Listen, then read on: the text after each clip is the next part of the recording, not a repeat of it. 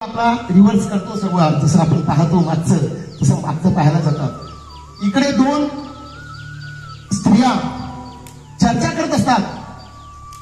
काय बाई काय गरज होती या बाईला, महाराज चांगले चाललेले रस्त्यानं, कशाला तिला जेवायला बोलावलं.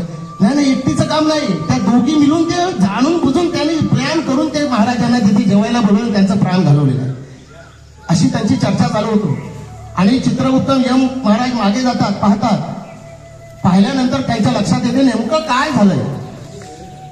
जेव्हा ती बाई महाराजांना जेवायला देते आणि दुसऱ्या बाईच्याकडून खिरीची वाटी घेऊन येत असते, तेव्हाच आकाशातून एक घार उडत चाललेली असते. तिच्या घारीच्या पायांमध्ये साप असतो आणि त्या सापाचं विष आहे ते त्या खिरीमध्ये पडलेलं असतं आणि म्हणून त्या महाराजांचं प्राण मावलेलं असतं.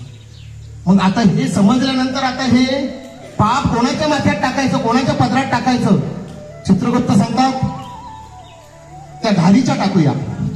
ते म्हणतात हे म्हणत होते घारीच्या नाही, घारीचं कर्तव्य आहे, तिचं ते भिक्षा पकडत होती. मग त्या सापाच्या टाकूया. नाही, साप तर त्याचं प्राण वाचवण्यासाठी धडपडत होता, त्याच्यात टाकता येणार नाही. मग जी जेवण देते स्त्री तिच्या टाकूया. आणि तिचं काय चुकलं होतं तर त्याने चांगल्या शुद्ध मनाने त्याला जेवायला बोलवलं होतं. मग जिने खीर आणलेली आहे, खीर दिली, तिचं काही दोष आहे, तिने खीर दिली म्हणून ते झालंय, तिच्या टाकूया. ना तिच्या पण टाकता येत नाही. मग नेमकं हे पाप टाकायचं कोणाच्या पत्रात. तेव्हा यम महाराज म्हणतात त्या दोघी तिकडे बोलत होत्या ना मागे, त्यांच्या पत्रात काय काय घेणं देणं होतं का नाही. उगाच दुसऱ्याबद्दल बोलायचं, काय करायचं, वेल घालवायचा. तर हेच आपल्या समाजामध्ये चाललेलं आहे. आपण चांगले कार्य करत असतो, प्रत्येक जण आपल्या परीने करत असतो, परंतु दुसऱ्याचं उन्ह धुणं हे काढणं हे आपल्या समाज. तर एवढा जर वेलच असेल तर नामात आपला वेल घालावा. कारण ज्या समाज आपल्या लहरी, आपण आपल्या लहरी सर्व सगळीकडे असं आपण जे देणार आहोत तेच आपल्याला रिटर्न मिळणार आहे, लक्षात घ्या.